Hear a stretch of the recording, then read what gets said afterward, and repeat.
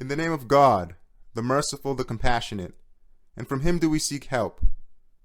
All praise be to God, the sustainer of all the worlds, and blessings and peace be upon our Master Muhammad and on all his family and companions.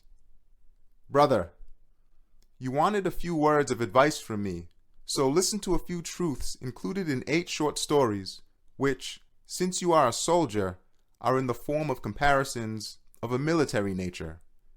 I consider my own soul to need advice more than anyone, and at one time I addressed my soul at some length with 8 words, inspired by 8 verses of the Quran from which I had benefited.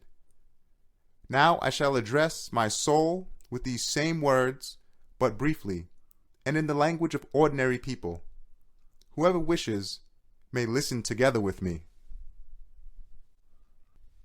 The first word, Bismillah. In the name of God is the start of all things good. We too shall start with it.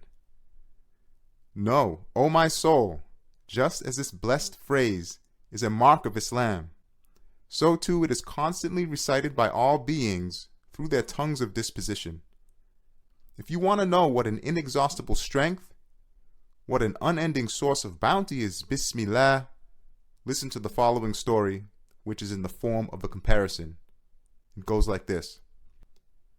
Someone who makes a journey through the deserts of Arabia has to travel in the name of a tribal chief and enter under his protection, for in this way he may be saved from the assaults of bandits and secure his needs.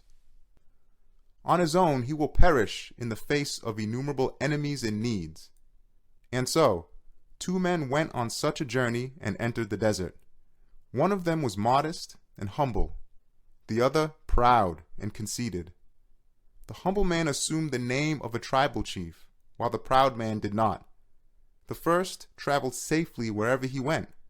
If he encountered bandits, he said, I am traveling in the name of such and such tribal leader, and they did not molest him.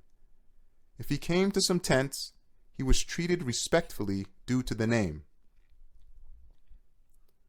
But the proud man suffered indescribable calamities throughout his journey. He both trembled before everything and begged from everything. He was abased and became an object of scorn. My proud soul, you are the traveler, and this world is a desert. Your impotence and poverty have no limit, and your enemies and needs are endless.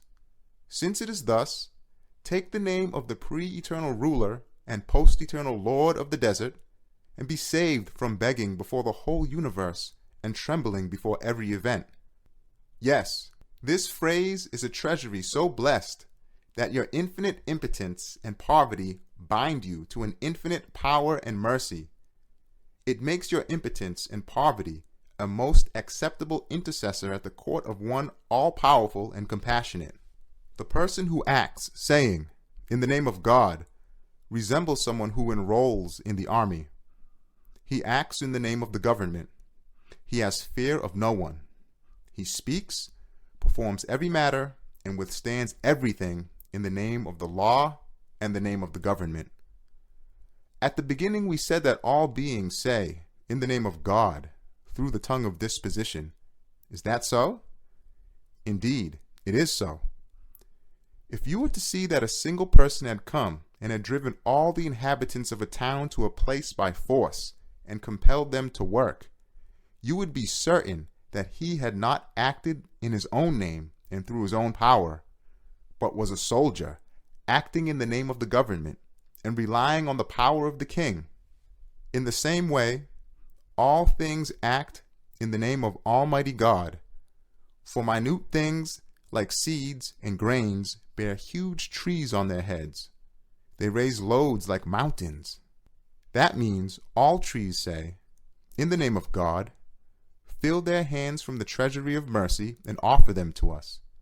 All gardens say, in the name of God, and become cauldrons from the kitchens of divine power in which are cooked numerous varieties of different foods. All blessed animals like cows, camels, sheep, and goats say, in the name of God, and produce springs of milk from the abundance of mercy, offering us a most delicate and pure food like the water of life in the name of the provider. The roots and rootlets, soft as silk, of plants, trees, and grasses say, in the name of God, and pierce and pass through hard rock and earth. Mentioning the name of God, the name of the most merciful, everything becomes subjected to them. The roots spreading through hard rock and earth and producing fruits as easily as the branches spread through the air and produce fruits, and the delicate green leaves retaining their moisture for months in the face of extreme heat, deal a slap in the mouths of naturalists and jab a finger in their blind eyes, saying, even heat and hardness, in which you most trust, are under a command. For like the staff of Moses, each of those silken rootlets conforms to the command of, and we said, O Moses, strike the rock with your staff, and splits the rock. And the delicate leaves, fine as cigarette paper, recite the verse, O fire, be coolness and peace against the heat of the fire, each like the members of Abraham, upon whom be peace.